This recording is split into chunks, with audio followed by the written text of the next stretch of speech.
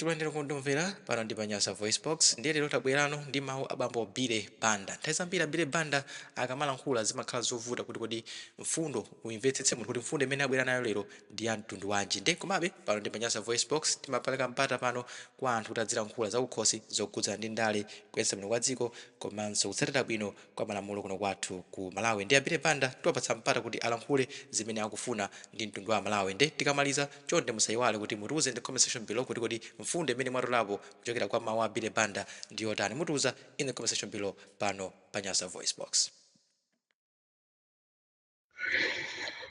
Mawa wabwino abale ndi alongo mwa Ambuye, okondedwa abwenzi ndi anansi mwa njira yapadera insha Allah. Mulungu akwezeke, Mulungu alemekezeke. Ndipo ndithokoze anthu ambiri amene takhala tikulumikizana kugwira ntchito limodzi, kulimbikitsana komanso kupatsana mangolomera mu njira zosiyanasiyana. Mulungu akudalitseni, Mulungu akufikireni mwa njira yapadera. Ndipo chaka cha 2024 was one of the worst ever years we have ever gone through. Equally, the many years before, we have gone through thin and thick. It has been the hardest of all times. Ambuye Mulungu wakumwamba, insha Allah. Dzina langa ndine Bile Banda. Dzina langa ndine Bile Banda, kuno ku Blantyre ku Malawi. Monga momwe ndalankhulira, pala anthu ambiri amene amakhala ndithu ndi mtima wonse ofuna kuchitira ubwino dziko lawo. Pa zifukwa zina anthufe timalephera pamene mtima, malingaliro komanso chikhumbokhumbo chachikulu chilipo kuti mukuchitire munthu wina zabwino. Sitinganene kuti you never demonstrated that goodwill. Munayikapo mtima, munaonetsa kufunitsitsa kugwirana dzanja. Mawu a Mulungu m'Baibulo, kaya m'Korani ndi malembo ena amatilimbikitsa kuchitirana ubwino wina ndi nzake. Tachokera patali, we have come this far by faith. Mulungu akwezeke, Mulungu adalitsike. The people that I've quoted apapa ndi amodzi mwa anthu ambiri amene aonetsa kuti pansi pa mtima wawo amafunitsitsa akadapangira dziko lawo zabwino, akadatha kuonetsa ubwino kwa anthu ena, komanso akadatha kupanga zinthu zosintha Malawi. Mulungu akudalitseni, Mulungu akuchitireni zokoma. Chifukwa cha ichi, insha Allah, Mulungu akwezeke, Mulungu alemekezeke. Ndachiona chinthu cholimbikitsika ambiri mwabwera kuma inbox, ena kuma WhatsApp, komanso ambiri mwayesetsa in different fronts kuti tithe kuchitirana limodzi. Ndithokozenso anthu makomrades ambiri amene takhala tikuchitirana bwino komanso kulimbikitsana. Musaleme pakuchita zabwino. Musaleme pakuchita zabwino. Tigwirane manja. Comrade Mtolo, ndimakunyadirana chimwene.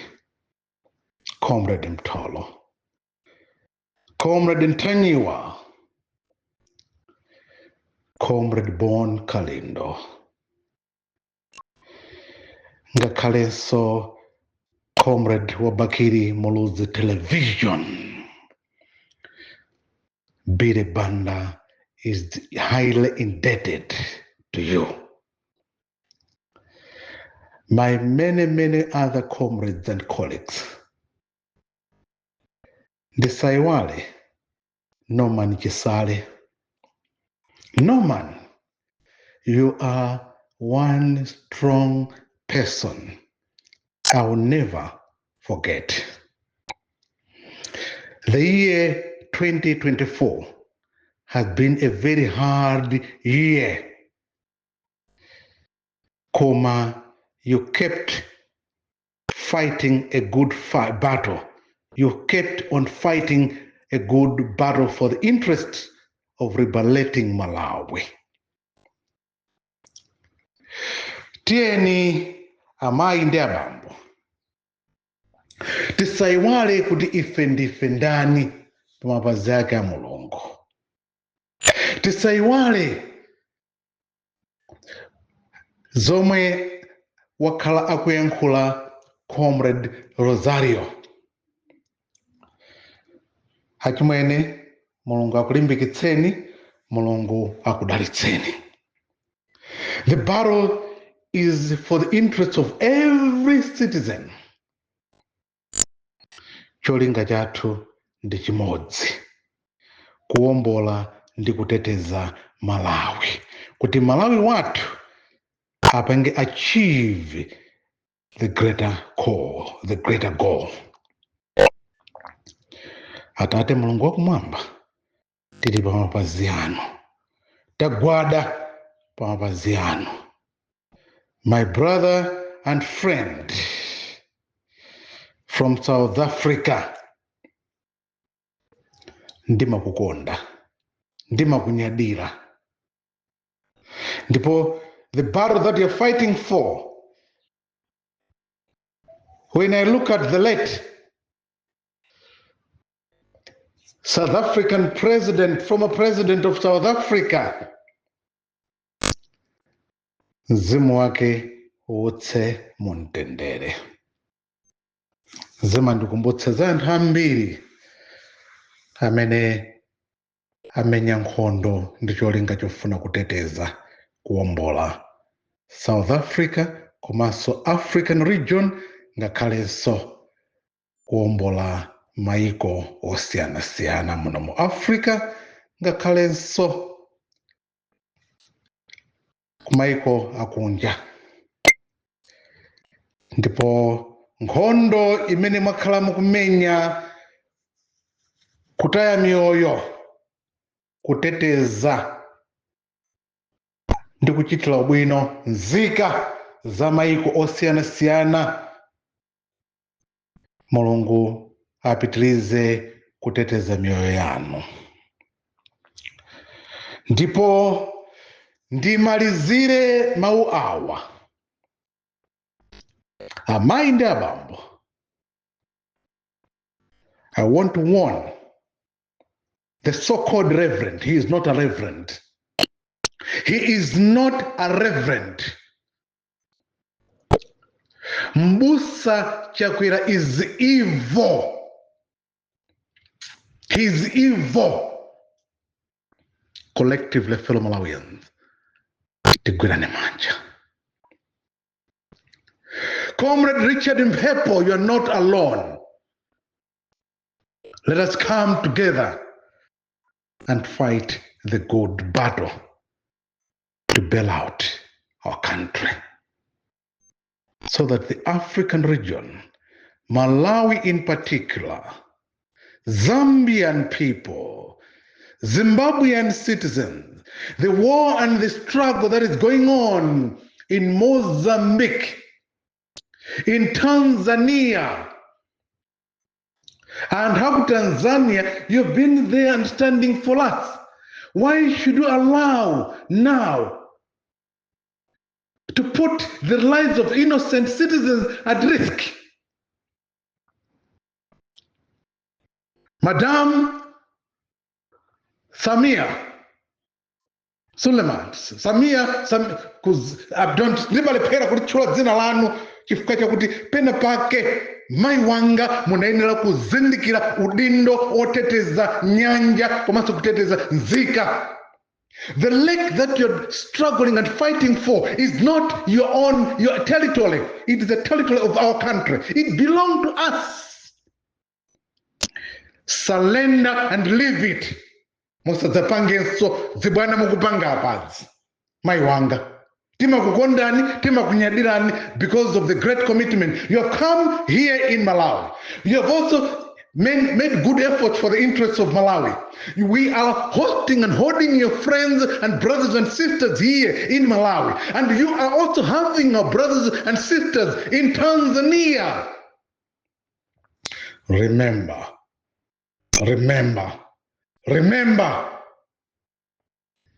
we have the capacity to withstand the pressure. Get to know that we have the pressure and we have the capacity as citizens to risk our blood. Ndipo mulungu alipo ndotekera kuteteza Malawi. Mulungu ndiwolola ndipo mulungu ndiwotekera to defend defensively our country. Fellow Malawians, let us all stand up. Let us all work together for the betterment of our country. Ndipo abwenzi ndi anansi, my president, Professor Arthur Peter Mutharika, your genuine spirit of commitment, continue to fight for the goodness of Malawians. Ndipo Right Honorable my brother DK Dalitso Kabambe, defend our country and support us for the good cause of our country. Chimodzimodzi, many other friends, Right Honorable Enoch Chihana, Tente Gwirani Manja, Right Honorable Madam Mary Chirima, ndipo tente pangezothekera mai wanga kuteteza dziko lathu komanso kuyimirira pa chilungamo chifukwa dziko lino ndi lathu, palibe wina angatiuze chochita. Ndipo ndithokoze abwenzi ndi anansi onse amene amaonetsetsa amayima pa chilungamo ndipo akudziwadi Malawi belong to us. Dziko lino silobwereka. This country belong to you and me. Let us all stand up and defend defensively. My brother, comrade Julius Malema, tente chitile ubwino dziko la Malawi. Support us, Julius Malema. Invite or send us your team. Let us come and work together to defend our country. And I like and I value and appreciate my comrade Julius Malema's words of strength and wisdom that have been speaking for the interests of Malawians. May God richly bless you. May we be together and fight a good battle. Tisalole dziko lathu to be disposed of. Ndikumanena kuti tofuna kugulitsa nyanja yathu. For what? Short-term gains. Amalawi ine bire banda ndakandi kunena, do not trade long-term gains with short-distance pleasure. Ndibwerenze, do not trade long-term gains with short-distance pleasure. Maiwanga, Right Honorable Mary Chirima, we have no capacity, but can we be supported and capacitated so that we can take things to a greater height in the interest of Malawians? As I earlier indicated in this audio, Ndinapemba Your Excellency Professor Arthur Peter Mutharika, Right Honorable Atupele Mluzi, Right Honorable Dr. Bakili Mluzi, Your Excellency, former President, Madam Joyce Banda, hold our hands and support us for the good cause. Let us work together for the betterment of our country. We have nowhere to go. Malawi belongs to us. God bless our country. Inshallah, inshallah, inshallah.